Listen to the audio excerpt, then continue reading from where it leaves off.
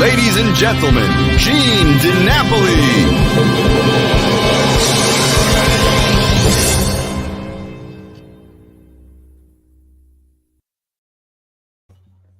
Hey, Gene. Hi, Mike. How are you? Good. How are you? Happy Monday. Good. Happy Monday, as always. Happy Monday and happy start of another week to all our friends out there in social media land. Thank you for tuning in to what's going to be one of our best episodes here at Reminiscing with Gene DiNapoli. I'm Gene DiNapoli, of course, with my host, my producer, Mike DeRita. How was your weekend, Mike? Very good, Gene. Very good. It went fast, just like always. But like I said, Friday goes fast. Monday back to work, and here we are. I decided I'm going to throw my hat in the ring in the politics game, and my platform is going to be making it a 3-day weekend. Okay. I think I should get 3 or 4 votes if I do that. Yeah, you got mine right now. Right? You got mine. So what did you do this weekend? Anything?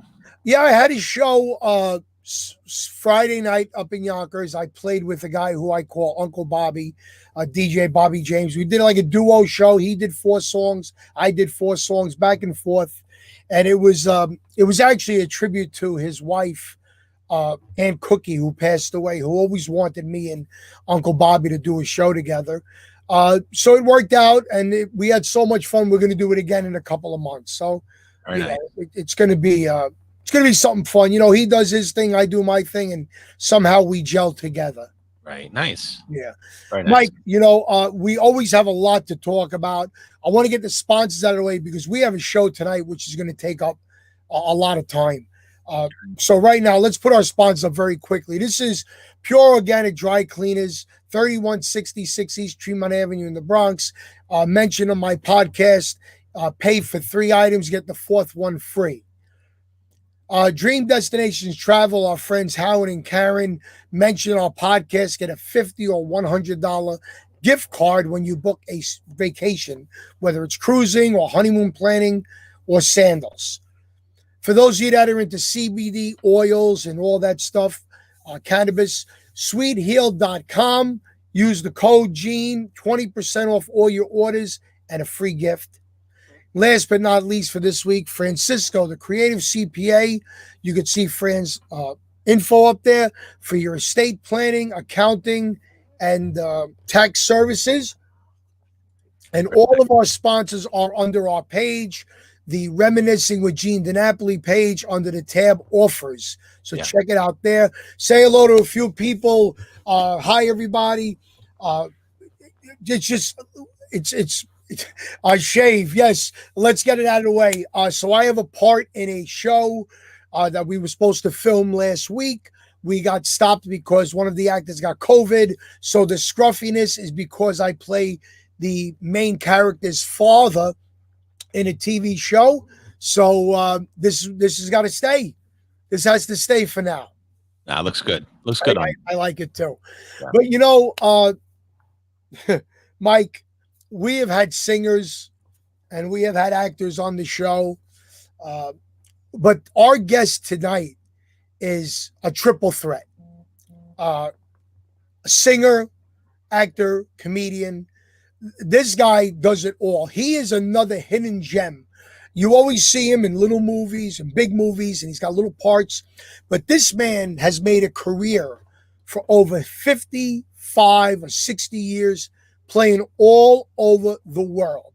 So, Mike, let's get the show on the road. Will you please welcome our guest for tonight, singer, actor, comedian, and all-around great guy, Mr. Tony Darrow. There he is. Nice. That was really good. You like that intro? I'm going to record that and use that. I read it exactly as you wrote it for me, Tony. Right here.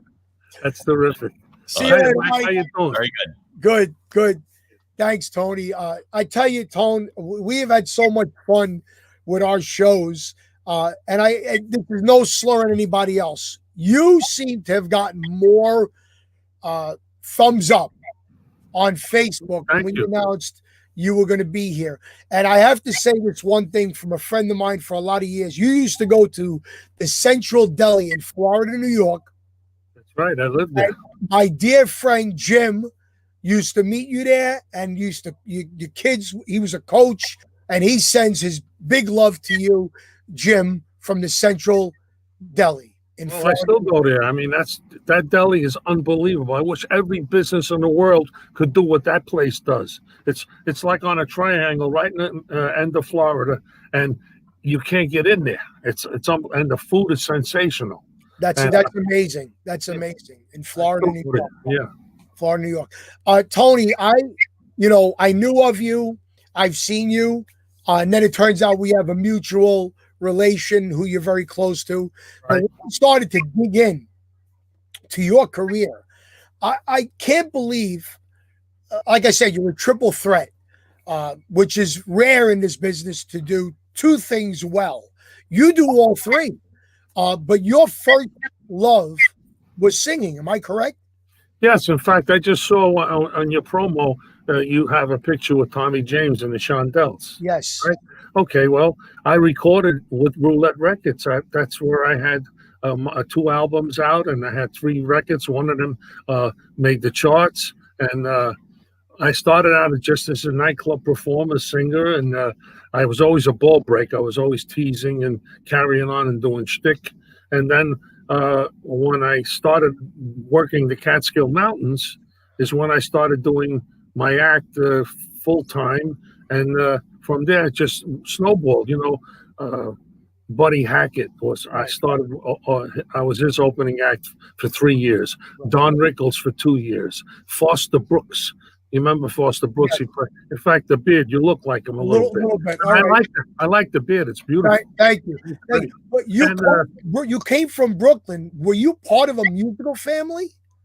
No, well, my grandmother was an opera singer, but she, just not professionally. But I used to sing doo-wop on the corner all the time with the guys, and that's how it just started. And then I was such a clown in school. I never was a hoodlum, but I'd get thrown out of class every day for breaking the kids up, or the teacher. They're doing so. Every time there was a show, go get Anthony. Anthony could do it, and I started singing and doing all that stuff, and it just snowballed. And beside the nightclubs, I've done 52 films. Yes, I've actually been in 52 freaking films. I can't even imagine that my career went that long. Yeah. And my first film was a film called Street Trash. It was a cult following, horrible, terrible movie. They cut off a guy's dick in it. Oh. No, seriously. Yeah. And it became a college phenomenon. All the college kids wanted this film. You got to get it. You got to look at it. And what happened from that is I would go promote another film on a film festival, and they yell out, "What about Street Trash? Tell us about that." And this went on for years, this movie Street Trash. And that's how Scorsese saw me. Right. In that film, Street Trash, I played a wise guy. Right. And the next thing you know, I don't have to read for Goodfellas. I wound up getting a principal role in Goodfellas. I played Sonny Buns. Yes. His real name was Sonny Bamboo from the Bamboo Lounge, which I performed in. You did. 20 years before I got the film, 25 years, I performed at the Bamboo Lounge on Rockaway Parkway in Canarsie. And I opened for a comedian called Scoey Mitchell. He was a black comedian, a very funny guy. And from there, it went on, just snowballed, and I worked all over Vegas, Atlantic City. I had my own television show in Sydney, Australia. Just amazing, amazing. So for those of you that are tuned in and didn't know that Tony was a vocalist, we're going to play you a little clip of one of Tony's singles. And if you like it, go on YouTube, listen to the whole thing. And this is San Juan Dreamin', and it's about a Puerto Rican kid who is pushing a cart down in a garment center, and he keeps thinking of home. And it's like a Tony Orlando type of a. When the sun comes up, well, I get up and I go downtown. The work is hard and the days are long, and darling, the nights are even longer. But each time I weaken, just the thought of you makes me stronger. Darling, San Juan dreaming. Love it. Yeah. Very, very Tony Orlando-ish. Very good. Yeah. And then So- I had another one called Happy Days about the Palisades Park. Wow. There's a place and it's green as any country mountain. The birds singing how the sunshine. Wow. Same type of a thing, you know. And, So, but those records weren't on Roulette. They were on no, other they were labels. on after I left Roulette. But I have an album out on Roulette, a big album that got a lot of play. In fact, it was on TV too. You know, selling like you call up and you ask to buy the record when they was doing that years ago. Right. K-Tel. Right. Yes, that's it. What was the name of that album? A very special love. In fact, honey, can you get here? I'm going to show it to you. This is from Mike, Roulette. don't we have it? Mike, is put it up. Yes, we got it, Tony. Yeah, that's just Roulette Records. Yes, Mike, Yeah. put that up on the screen for all our. Very special love. Look at that. Yeah, there it is. A very special me. love. And that's in Central Park, and I'm standing on a rock, and that's what they look how skinny I was. Jesus Christ, I'll tell you. Well, you know, you're probably still skinny now because you are an imposing 6'1.5", which a lot of people I think don't I know. shrunk a little bit, though. You know. Yeah. Yeah, and you know, I'm in good shape. I work out. I still vocalize. I still take care of myself. So I When try. you do shows, when you do your comedy skit, like this Friday, you have a sold out show in Jersey. Do you do San Juan Dreamin'? No. How I come? do. Well, because in my nightclub act in Vegas and in Atlantic City, I wasn't that type of a singer. I was more of a Bobby Darin Sinatra type. I was like a Sinatra, but I did shtick, you know. In fact, I mentioned Sinatra, Mr. Sinatra. He came to see me at the Rainbow Room, you know. That's amazing. He was appearing at the Westchester Premier Theater. Sure. A friend of mine that had a piece of the restaurant asked him to come and see me. And so this is, I could tell the story, right? Yeah. Absolutely. Please. We got time. This is very funny. So my friend calls me up and he says, I'm bringing Sinatra in to see you on your opening night, on Monday night. And I said, really? So I call the whole world and I tell them they're coming. He's coming to see me. Yeah, bullshit. No, he's coming to see me, right? So the place is jammed. He don't show up. So in the morning, my friend calls me. He says, Tony, I'm real sorry. I got called away the last minute. He couldn't make it, but we're coming tonight. So I tell everybody that I knew again, please come because Sinatra's going to be there, right? He doesn't show up again. So the third night, I'm down in my dressing room at the Rainbow Room. It's 2 floors down. Yes. You know? So I'm in my dressing room and I get a call from the maitre d' because they're all breaking my balls about this. You know, you're full of shit. He's not coming. He's not. So they go, Tony, you better get up here. Louis here with Frank Sinatra. I go fuck yourself. You're full of shit, right? Tony, get up here. He's here. So now, and I was a polished pro. I was working Vegas. I was working every night. Nothing bothered me. I never got shook. You know, my act was like well oiled. You know, Right. So I go up and I see him, and I could feel the saliva in my mouth getting like chalk. I was so excited to see this guy. You know, and I walk over to the table. I say hello to my friend, and he says, "Go say hello, Mr. Sinatra." I walk over. Thank you so much for coming, Mr. Sinatra. He said, I came for your friend, but here you're terrific, and you could use my name however you want, as long as it's not negative. So I couldn't wait to call my publicist, you know, that Frank Sinatra. Right. And at that time, my opening song was "Don't Deny Me, Satisfy Me One More Time," and then my third song was "Let Me Try Again." Great song. And I'm closing with "My Way," and I got to do this in front of him, right? And I was really shook a little bit, but I had an 8-piece band there, and I had a conductor, and it was just, and anyway, I blew him away, and he loved it. And he says, you know, Louis says, if you can, don't mention his name. So I didn't mention his name that he was back there because I would have lost the audience. They all would have went back there. Of course. Started looking at him. But at the last song, I had to do it. I said, this is his song, ladies and gentlemen in the back, Mr. Frank Sinatra. Sure enough, 3/4 of the room got up and is all going to look at Frank, which was good because I was afraid to sing "My Way" in front of him, you know.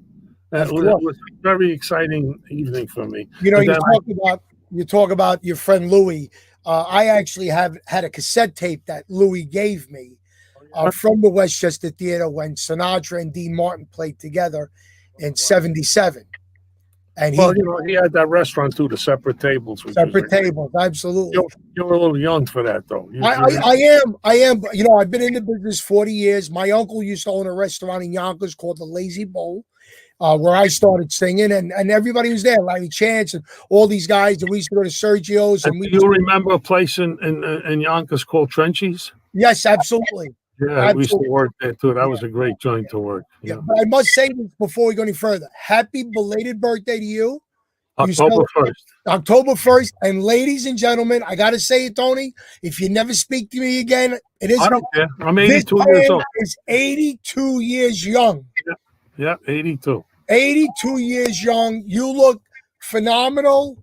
I feel great. Well, my wife keeps me young. That redhead you saw? Yeah. No, she keeps your me wife young. looks like Aunt Margaret. I love it. It's just.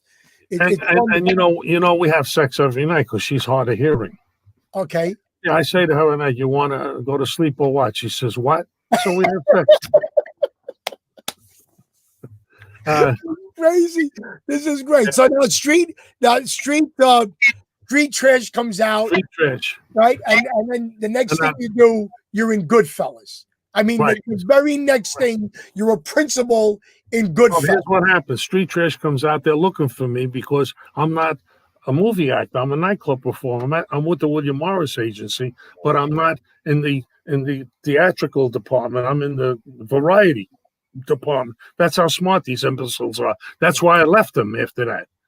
They're looking for me. Scorsese's looking for me. He can't find me because they don't even look to see if I'm in the motion picture, right, or the variety.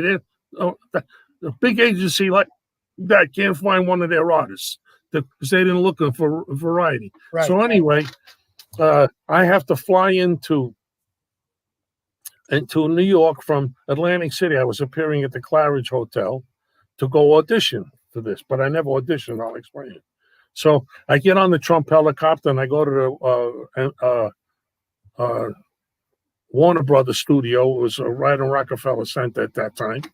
And I go up and I walk in and I see this palatial, beautiful reception room and this gorgeous girl behind the desk. And now I get a little excited. Wow, looks pretty. And guess who walks past me? Jennifer Grey. Oh my God! She's auditioning for Lorraine Bracco's part. Of course, she didn't get it, but she auditioned. And she walks out, and I go, "That's that kid. That's and I even forgot her name. And I go, "Wow, this is exciting now." All of a sudden, Ellen Lewis walks out with Marty Scorsese, and she goes, "Tony Darrow." I said, "Yeah." Now, when I get nervous, I do shtick. I got nervous. Okay. So he sticks out his hand. I go, "Don't give me your fucking hand. I don't get this part. You and the broad going out the window. You know how to fly in on a helicopter for this shit, right?" And he stared at me. And it was like my whole life passed in front of me. I thought, you idiot, this ain't nightclubs. This is big time, you blew it. And he goes like this, "Jesus, this is what I'm looking for." He says, "Everybody gets all cotton mouth. They can't talk. You come in here, you're breaking my chops." He says, "Come on inside." So we go in. He don't sit behind his desk. He sits next to me. Okay. Right. And he goes, "So what have you done?" I go, "What do you mean, what have I done? I've done one movie, Street Trash." He said, "I know, we saw that, but nothing else." I said, "No." He says, "You know what? You're a natural. I swear. You got the part of Sonny Bamboo. At that time, it was Sonny Bamboo. Then they changed it to Buns because he bitched about it. He didn't want Bamboo, the real guy. Right. So all of a sudden, I'm go back to Atlantic City, and then about 4 days later, I see Robert De Niro's cast for this, Joe Pesci's cast for this, Ray Liotta, Paul Sorvino, and I don't see my name. What an idiot I am, right? I'm a nightclub performer. I think my name is going to be in the ads, And I call up Lee Solomon and I said, "Lee, I don't want to do the movie." So I said, "My name ain't in the paper." He said, "What are you, a fucking idiot?" He said, "It's your second movie. This is not nightclubs." Because I had my name on a marquee, going into Atlantic City, headlining and all that shit. Now, that's how smart I was. That I thought that I wasn't going to do the movie because my name wasn't up there, Of course, I did the film, and it was the greatest thing that ever happened to me. After that, I've done. Mike, let's put up the picture of Tony and Joe Pesci that You know, this scene probably stole the movie, Tony, when you walked up to him and asked for the 7 Gs, Yeah.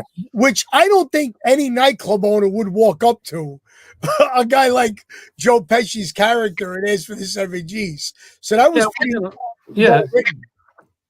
What happens is, and I wrote that scene. I wrote that scene, and I wrote the scene with Paulie with the bandage on my head. What happened was, well, I knew Tommy DeSimone, the real Tommy, know, Yeah. and I knew Jimmy Burke, I knew Paulie Vario. I grew up in East New York over there. Right. So what happened is, Tommy was really crazy. Mm-hmm. I mean, this guy was like a trigger nuts. I mean, he was really out of his mind. And it says that years ago, his brother, they said, was a rat. So because of that, I don't know, this is what they said, but because he was so defensive that his brother was a rat, he wanted to be overly aggressive and show that he wasn't. Okay. Right? So keeping that in mind, when Marty's when I'm saying to Joe Pesci about the money, I said, this guy was a nut. He wouldn't have just said, get out of here. He would have stabbed me. He would have shot me. He would have got a knife and cut my face. He would have done something. I said, or even hit me with a bottle. So Marty goes, good idea. Honest to God. So they went and got two dozen breakaway bottles. Yeah. And they fill them up a little bit. So when you flip them back, they're almost going to break anyway. And that's what they use, the breakaway bottles. And the abrasion, forgive me what side it was on now, but after 15 takes of that, 15 takes we had. Was one time Joey pulled me down. My head is supposed to be up. Another time he hit me on the side instead of right where it's supposed to. And you had to change your clothes every time. I had 3 different outfits, so they got wet, and blow dry my hair again. So I wrote that scene. 15 right, and the other one with the Paulie, about Paulie. What do you want me to do? Kill this guy? Right. I wrote that whole scene. Marty called me in the trailer and asked me if all the street words. Guys talk different in different neighborhoods. Like Manhattan, like when you got a phony watch, they call it a fugazi. Right. But in East New York, we didn't know what fugazi meant. It's a phony watch. Right. So things like that, little phrases that we used on the corner, or like putting a silk out on a pig or tuxedo on a monkey. Those phrases I grew up with. So Marty said, put all those words in and use them. And that's what I did. Right. And Sorvino got mad because the scene was he was supposed to question me. And now I got the lead in this, in that scene. And he got mad. And I said to Marty, when I come out and I started doing my line, it was rehearsal. Paul Sorvino goes, whoa, what fucking movie are you doing? Just like that. And I go, hey, Marty, didn't you tell this guy? So finally whispered in his ear, but that's what he wanted. He wanted him angry.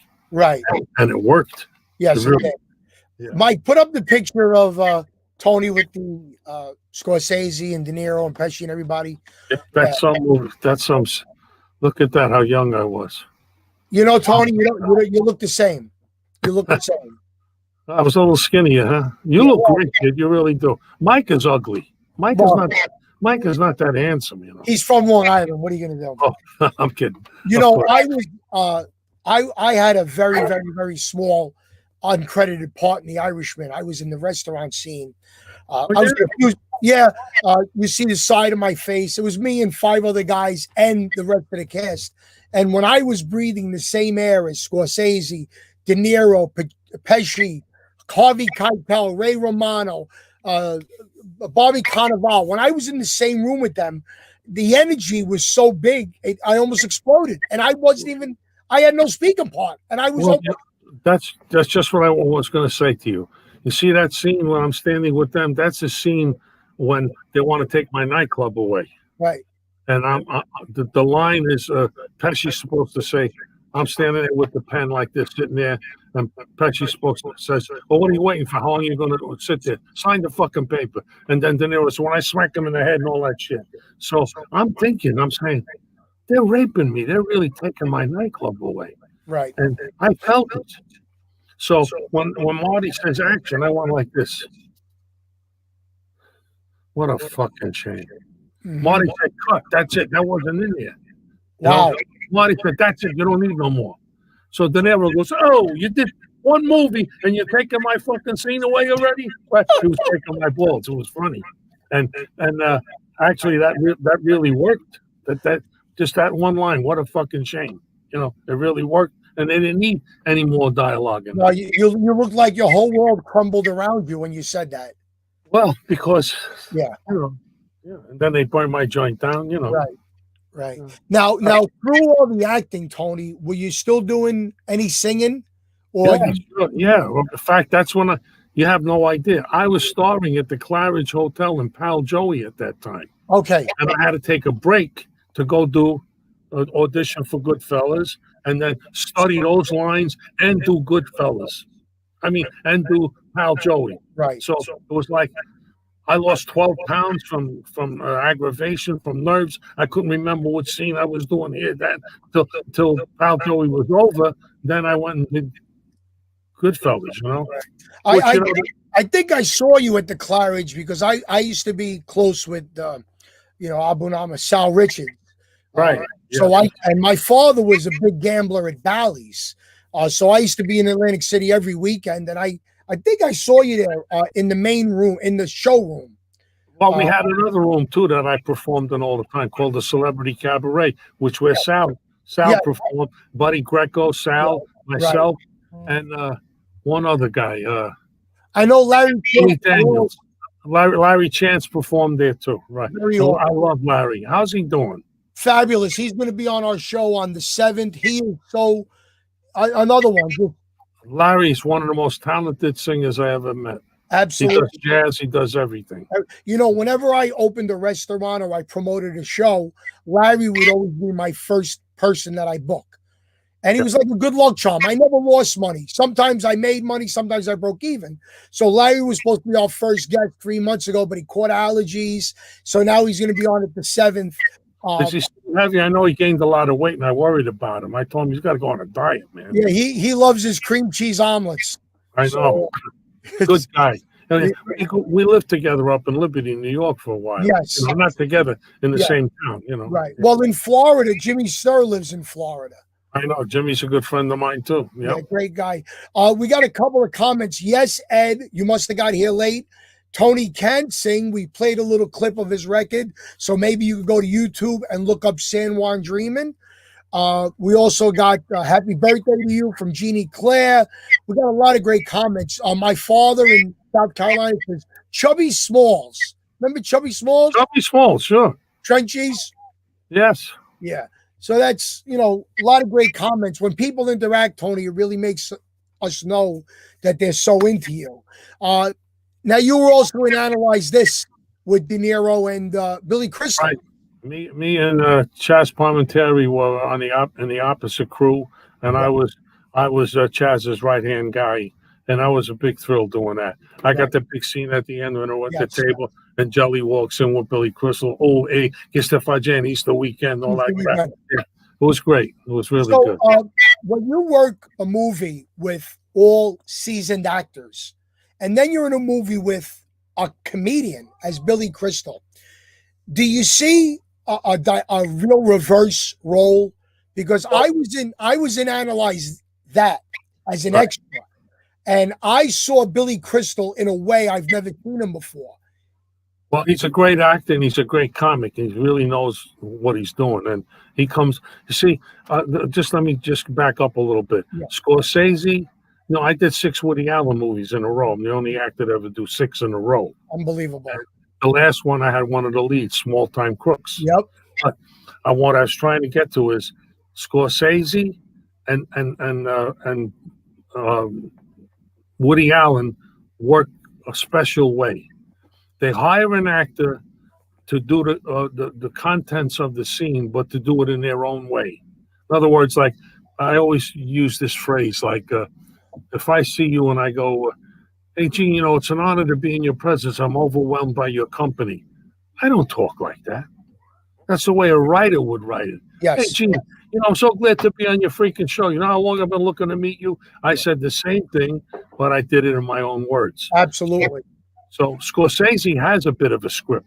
Woody Allen doesn't have a script at all. You go there and you wing it. You're coming down the stairs. You're going to go grab chairs. When me and Tony Sirico go get Chaz Palminteri in Bullets Over Broadway, we ad-libbed that whole thing. We ad-libbed most of the movie. Right. And that's the way they work. So when you see it, you go, geez, these guys ain't acting. They're real. They're so real. Where do they get these kind of guys? Because they let you go. Right. Now, the opposite is David Chase. If he says if and you say and, you're going back and fixing that. He wants exactly what he wrote, and you better do it that way. No change. Chase, right. That's you were on The Sopranos. The did entire run. Huh? You were on the entire run. I did 8 of the 10 seasons, but not as a regular, as a recurring character. Right. I played Larry Boy Barisi. I was Tony Soprano's cousin. And I was away in jail a lot. But when I would come out, that's when I was in. I did about, I don't know, I think I did maybe 18 or 20 episodes. Nice. Did you feel when you were on the set of The Sopranos that it was going to take on a life that it did? No, so that's a good story. I'm glad you brought that up. Let me get to that because that's important. I was in the first episode of the first season when Jackie Aprile dies and we go to the cemetery to see him, pay our respects, and Mama Olivia is there and all the guys. And then I had another 2 scenes in that first episode. Now, I told you I did 6 Woody Allen movies. I did 5, and now Woody wants me to star in the film with him, John Lovitz, Michael Rappaport, Hugh Grant, what's her name? Tracy. My wife is sitting. Tracy Ullman, and Elaine May. So he wants me back.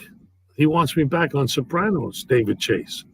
So all of a sudden I get a call from my agent. He goes, now I'm with Abrams Artists at that time. Me and Vinny Pistori got the same agent, Abrams Artists. So my agent calls me up. His name is Robert Adam, and he says, Tony, we have a dilemma. I said, what is that? He says, Woody wants you to give you one of the leads in the next film, but David Chase wants you at the same time. So I go, well, what do I do? He said, well, it's only 1 season. You don't know how big Sopranos is. Imagine that. You don't know how important Sopranos is going to be. Right. But your loyalty is to Woody. You've done 5 Woody Allen movies. He took good care of you. You have to go and do this film. Not only that, you got one of the leads. So I said, all right. So I go and do it. And he calls, I signed the contract, and he calls up Sopranos and he says he can't do it now, but he can be ready in a month. And David Chase said, fuck him, I don't want him then. Forget it. Yeah. So I didn't even know he said that. My agent never told me.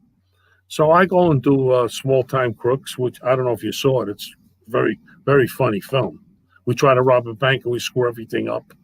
And David Chase kept me out of that because I did that for 2 seasons, 2 years, because I didn't take that part. Then when he put me back in the courthouse with Uncle Junior.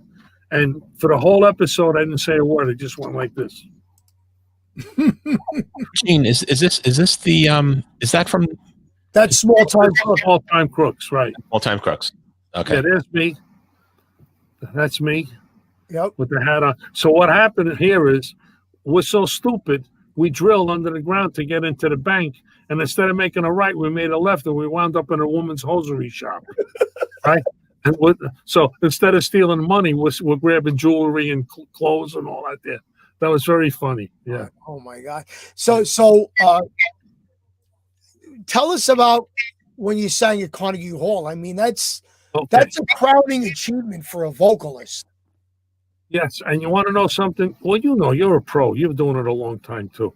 When you're working every night and you're vocalizing and you're in good shape, this is what you do. Right. The most frightened I ever was when I became a real pro and I was working all the time was when Sinatra came to see me at the Rainbow Room. Not frightened, but nervous. Gotcha. And I was in my, I'll tell you this, remind me about Carnegie Hall, but I'm in my dressing room when I go down to get ready to go on while he's there. And Morty Storm, remember Morty Storm? Absolutely.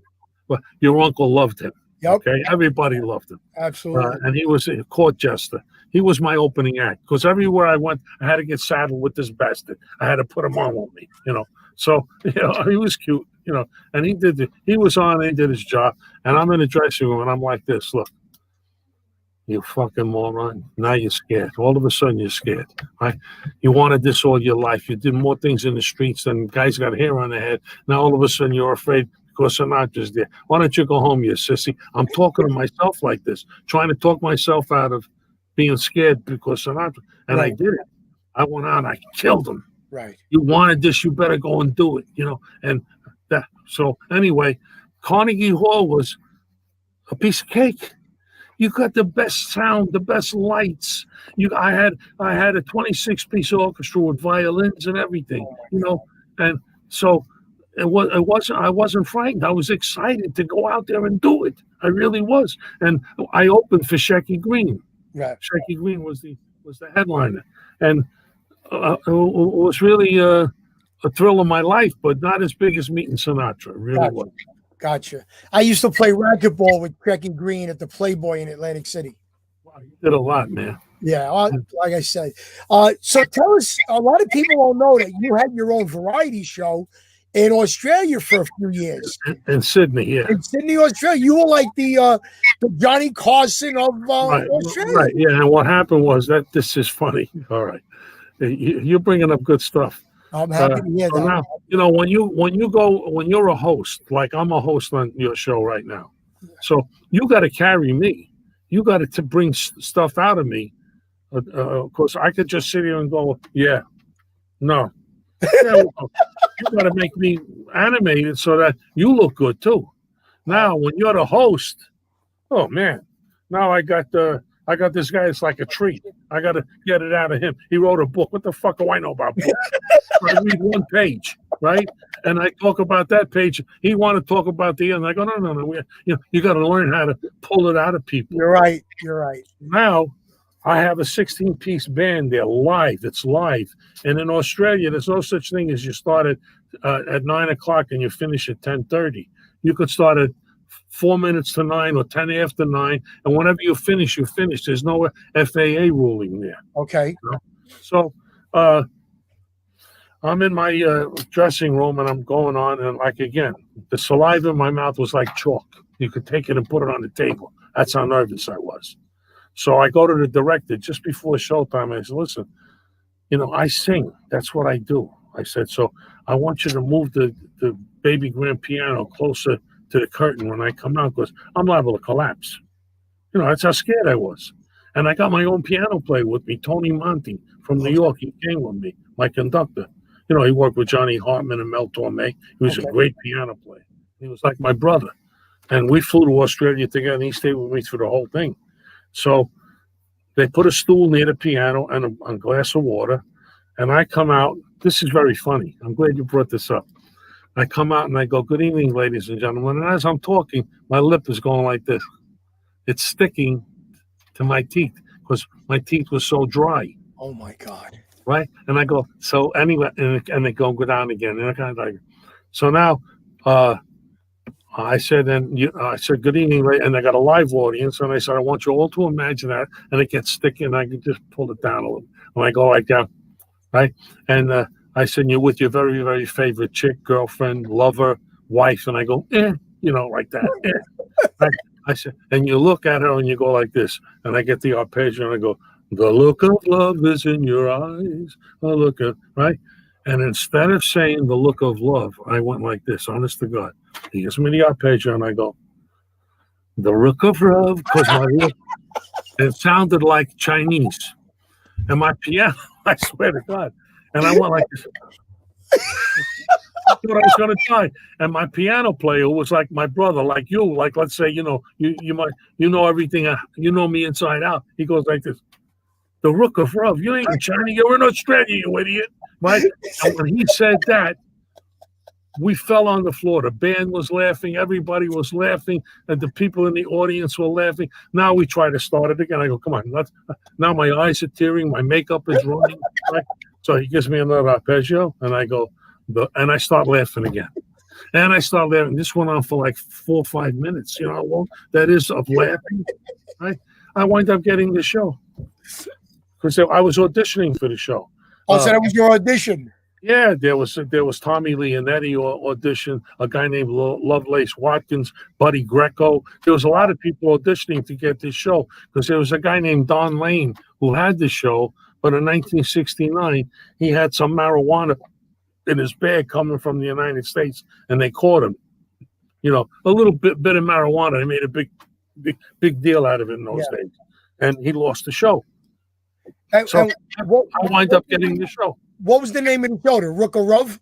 What was the name of the show? Look up, I can hardly wait to hold it. My arms around you, that song. But instead of saying the look of love, I went the Rook of Rove. Like it sounded like the Rook of Rove instead of what was the name of the show? Was it the Tony Darrow show? No, it was called Sydney Tonight. Sydney Tonight. Yeah. And then I used to fly to Melbourne all the time. There was a guy named John Laws who was real big. He was like Johnny Carson. Okay. And do his show, fly out in this small little plane and do that. It was wonderful. It was the most wonderful. I cried when I left Australia. Huh? Yeah. I wasn't going to bring this up, but because you mentioned her, we have to get your stunningly beautiful wife to say hello on camera to all of our Marion, you have to. Hold on. She's very, very sexy and horny. Put your clothes on. Come over here. Oh, gee, I have to get dressed. Look at this. Look at this face. This is what happens when you're in entertainment, ladies and gentlemen. Let me tell you something. She does everything. She works with me on my lines. And if I forget a word, she's like David Chase. If I say if instead of and, she goes, no, you did it wrong. Do it again. And also I do a lot of, what cameo is? I do a lot of. I've done a couple of hundred cameos, and she, no, you missed this here, you missed that, you missed. She fixes everything for me. She's a great critic. Great critic. So you said you were in 52 movies as the principal. No, well, principal. Yeah, I never did extra work. Always a principal, and I just did a film that I star in. Vinny Pistori and I got the lead, and he's got this co-lead with me, and it's called Made in Chinatown. It's very good. Yes, it's real. And what's his name? Goomba Johnny's in it. Yeah, a lot of our friends. A lot of our friends are in it. Yeah. I wish I knew where to find you. I would have used you, honest to God. You know what? I appreciate that. I wasn't doing much acting until 2 years ago. Primarily staying 4 or 5 nights a week. Well, stay in touch because the next one I do. Yeah, absolutely. We'll do. But do you know, you might be, and I'm not getting racist or racial here, but you might be the most seen white actor the way Samuel Jackson has been in more movies than any African American. Well, I think I've done more mob movies than most guys. And yeah. You want to know something? Michael Imperioli, I love that kid. He paid me a compliment that I will never forget. In fact, when he said it, I almost cried. He said that I created the new mob guy the way I did Goodfellas. He said I was an original. I was the first one to really show how a mob guy, delivered what. Tony, you were brought up in the street. Well, I was brought up in the streets all my life. Yeah, so it's not acting to you. This is you. This is me. It's real. It's real. Yeah, it's real. Yeah, that's a good point. So you've played a multitude of street guys. Right. What would be the one role or one part you would like to get offered that's totally opposite of what you are? You want to know the truth? I'd love to play a gay guy. Don't laugh. I really would. I'm not laughing. No, because I do it very well. And you do. And I do it on my nightclub back. I tell gay jokes, but that's all shtick. It's all fun.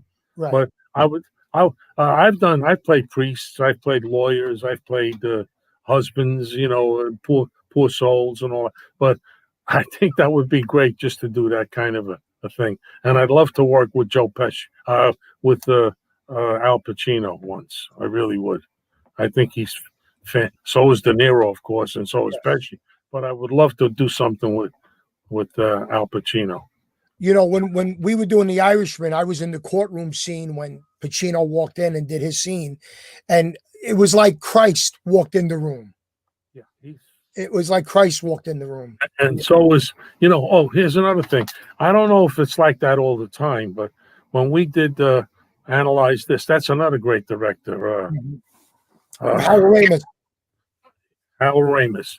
He's very close to those two, working like the way they do. Right. Harold is wonderful, wonderful man. But the scene when I stand up and I go, all right, fellas, let's get started. We've got a lot to talk about it. When there were all the mom guys around and Jelly walks in with Crystal. Okay. So how was I going to say? About Harold Ramis. No. You're talking about Pacino. Oh, so De Niro, this is what I was going to say. So De Niro, you don't see him until he's ready to shoot. Okay.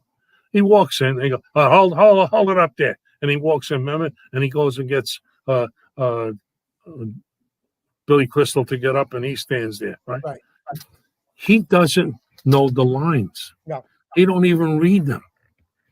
Because he could do 30 takes if he wants, 40 takes, right?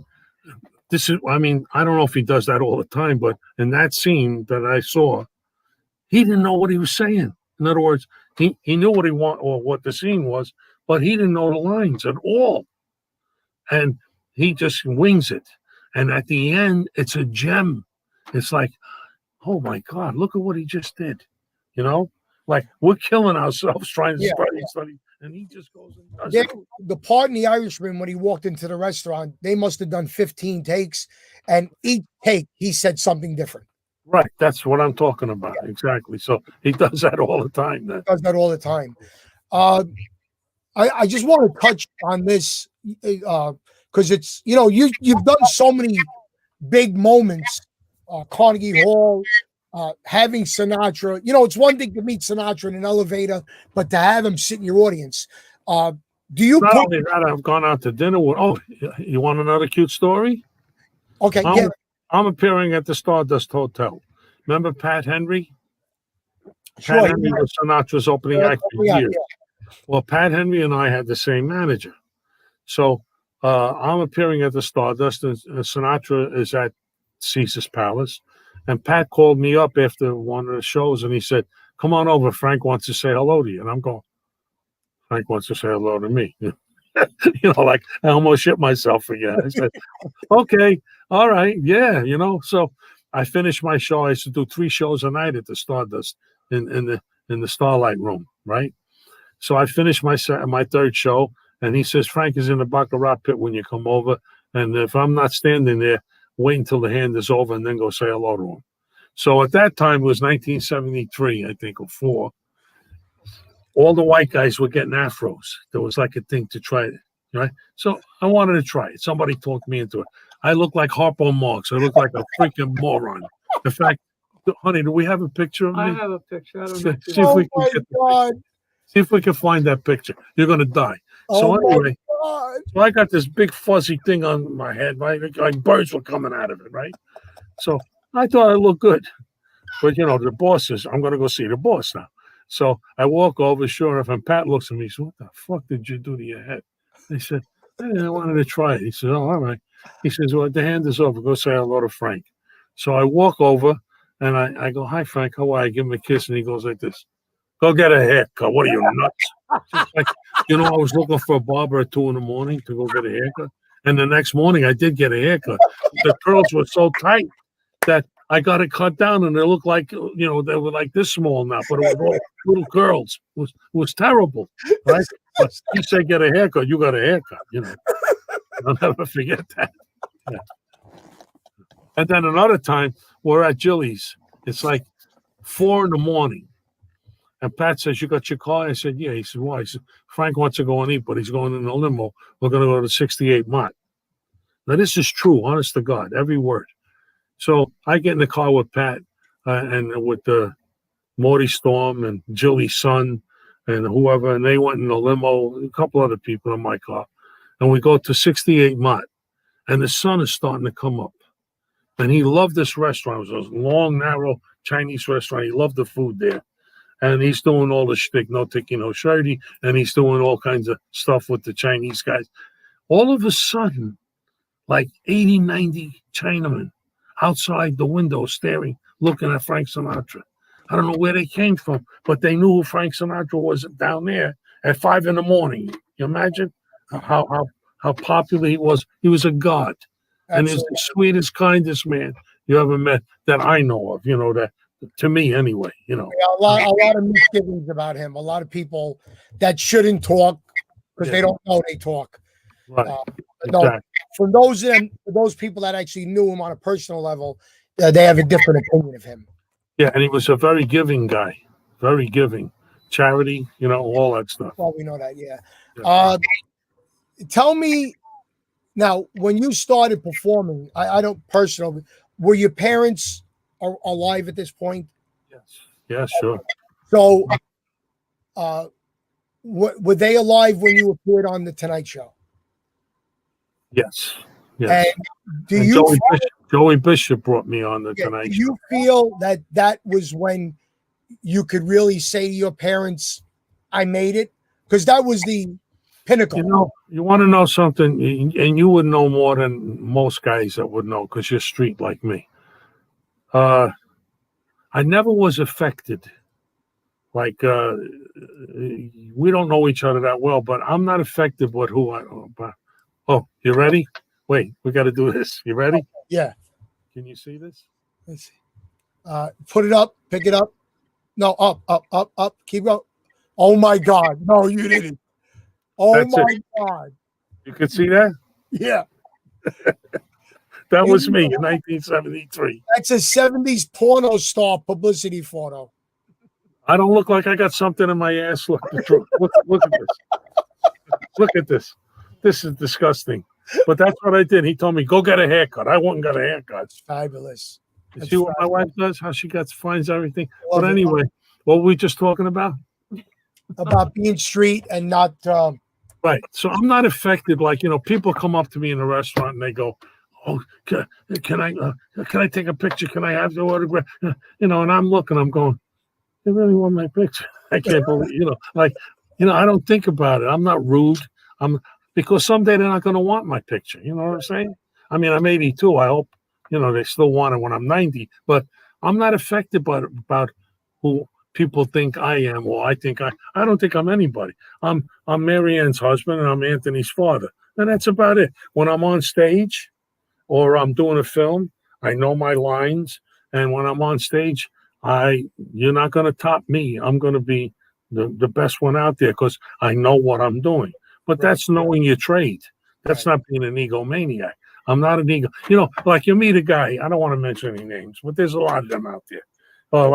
Hey, Louie, how you doing? Oh, yeah, I just did this and I just did that. I didn't ask you what your credits were. I asked you how you doing, you schmuck. What do you go tell a freaking layman what you did. I don't want to hear what the fuck you did. I mean, the stench to some people's egos are unbelievable, and I can't stand. I don't really hang out with a lot of showbiz guys that are like that, Right. Because I have a bit of a temper, and I don't like phonies. I really don't, Right. That's incredible because you came up in a tough neighborhood from New York, and you are so far the opposite of what people probably perceive you to be. It's true. But so I'm not embarrassed to say it. When I was a kid, my old man was in a can. He was away, and it was tough for me. We got dispossessed out of a few houses. Right. My mother and my kid brother, and I had to steal milk. In those days, you remember when they had milk boxes on the stoops? You put the silver ones. I had to grab milk and take it from out of boxes so my kid brother could eat and I could eat. It wasn't easy. It was tough. Oh, here's another one. Watch this. You ready? Yeah. Hey, look at this. Okay. That's my Navy. That's why I was in the Navy. Fabulous. That was when I was 18 years old. You see it? Fabulous. Yeah. That's great. I wish I had these pictures pre-show so we could. I didn't even think about it. But you know, first of all, I love what I'm doing. I love performing. I love movies. I think that if you ask me what I would rather do, sing or act or do comedy, I'd rather be on stage because if you're animated and you're not intimidated, acting is pretty simple. Because if you do it the wrong line, you could do it again. But on stage, if you fuck up, That's you it. can't take it back. You're right. So you gotta have a line. If you hit a clinker or whatever, oh, I just ate oysters, or whatever the line might be, you know, you gotta have a line to overcome that. And the instant reward on stage when you do like from my way, and then people stand up at the end, it's like, oh my God. You know, I worked in front of 20,000 people at the Riverfront Coliseum in Cincinnati. Yep. When the Beverly Hills nightclub burnt down and all those people died in Louisville, Kentucky, and we had to perform to raise money for the kids that survived. And was the Fifth Dimension, Don Rickles, Joey Heatherton, myself, a lot of people. It's called the Riverfront Coliseum. Was the Beverly Hills nightclub. I'll never forget it. Right. Just when 20,000 people stood up, you thought the building was collapsing. Right. And I only did 3 songs. And I got a standing ovation on my way. And I'll never forget it. Those are the thrills that you never forget. Now, when I watch myself on film, I go, oh, Jesus, you're getting old. You could have delivered the line better.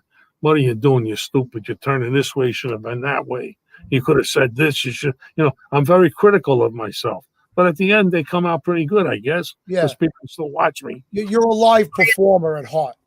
Yeah, I'm a live performer at heart. Yes. And so were you. I am, and amongst this difficult situation, which is why I created this podcast, and I've been so blessed that It's doing well. Yeah, it's doing great. Only 2 people have told me no.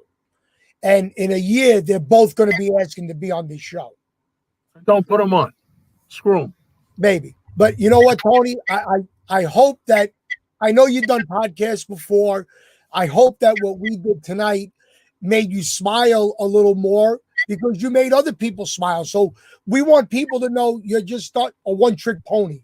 Well, let me say something about you, okay? I don't know you that well. You know, we only met maybe once, I think. Yeah. Right? But you are terrific as a host. You do a hell of a job, and you're not lost for words, and you get to the heart of what you want to say, and you bring it out of me too. So you're excellent at what you do. And I'm going to tell you another thing. Keep the beard. It looks great. I'm going to try. You know, I do Elvis Presley mostly, but I'm not doing any shows, so can't do Elvis with the beard. But we should do something together one day. We are going to do something together for the Tony Lip Foundation. We're going to get this done. One more point. No matter what goes on in your career or your life, there's one thing that they can never take away from you. And that was on October 10th, 1997, you were bestowed a great honor. They called it Tony Darrow Day, and you got the Distinguished Citizens Award from the Boy Scouts of America. And I think that's due to your giving of people. That, huh? Yeah. So if everybody out there in social media land will give this gentleman a big round of applause. Make sure you go to his website, TonyDarrow.com. Tony, I can't thank you enough. Michael, I love the haircut with the cutout on the top. That's nice. Tony, but just before, when you said Mike was ugly, you were talking about a different Mike, though, right? No, you, Michael. No, I'm only kidding. Of course, I'm a ball breaker. You know that. Tony, 2 days. How dare you? How dare you?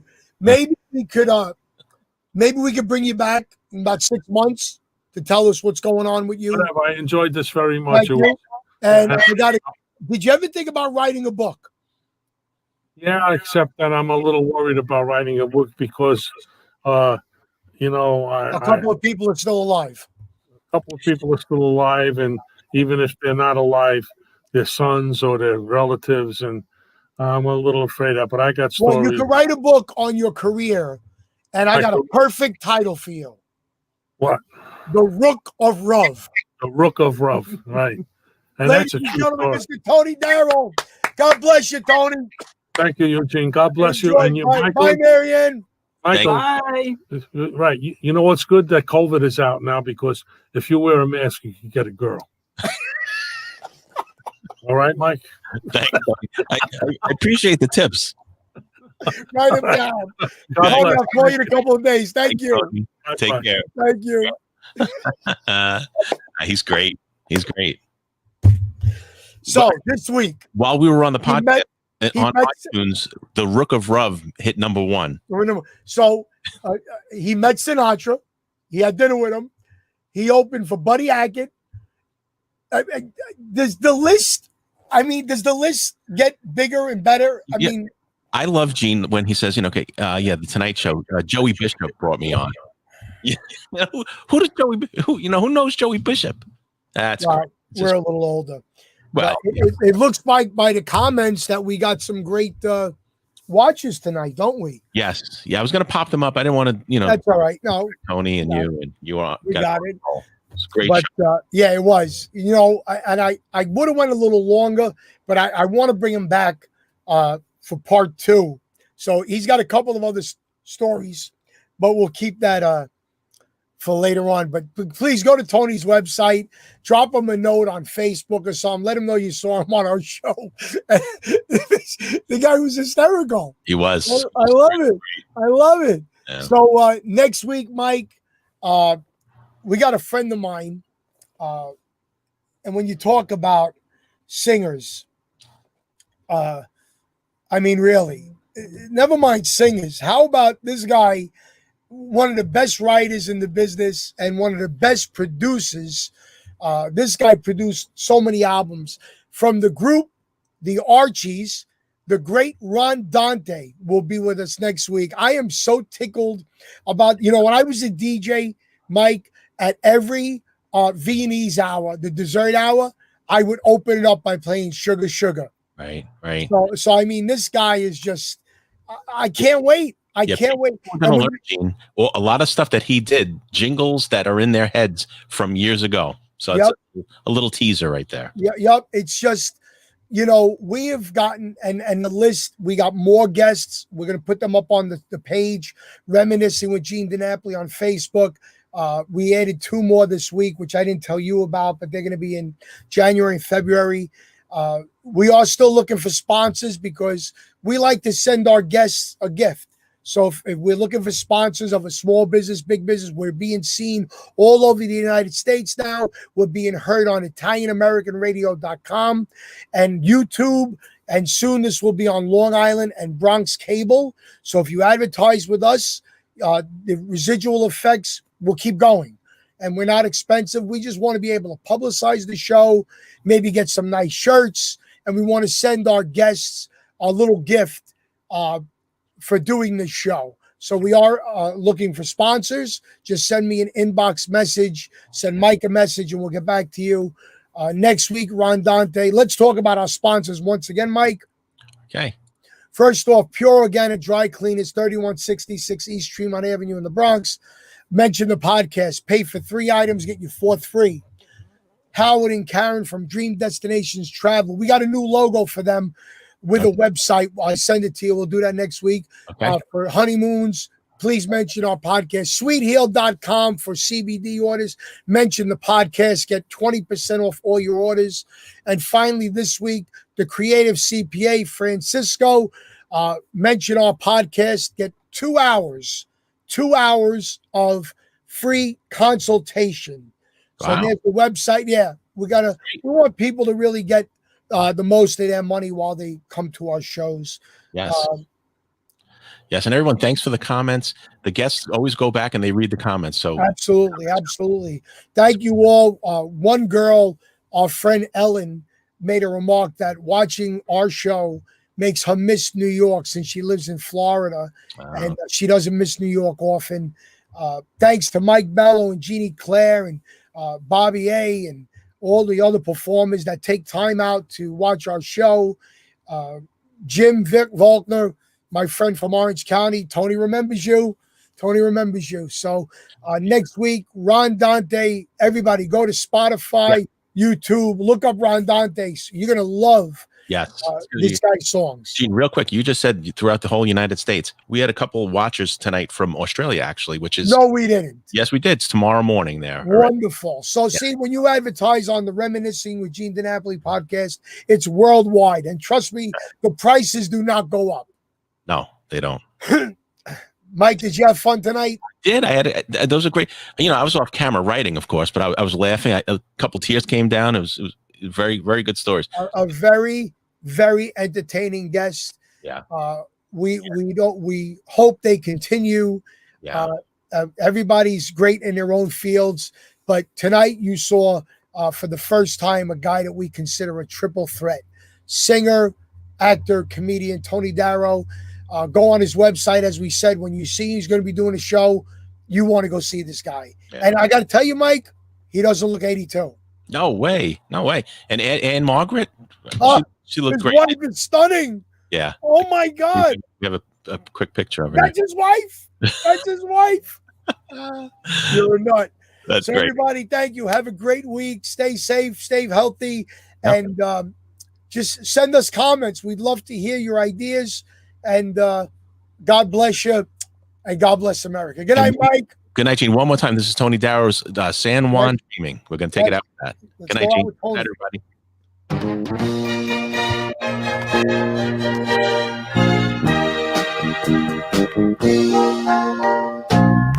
Every morning when the sun comes up, well, I get up and I go downtown. The work is hard and the days are long, and darling, the nights are even longer. But each time I weaken, just the thought of you makes me stronger. Darling, I'm San Juan dreaming. Oh, I'm pushing the cart with a song in my heart, but I'm not really here. Oh, I'm San Juan dreaming. Oh, I'm dreaming of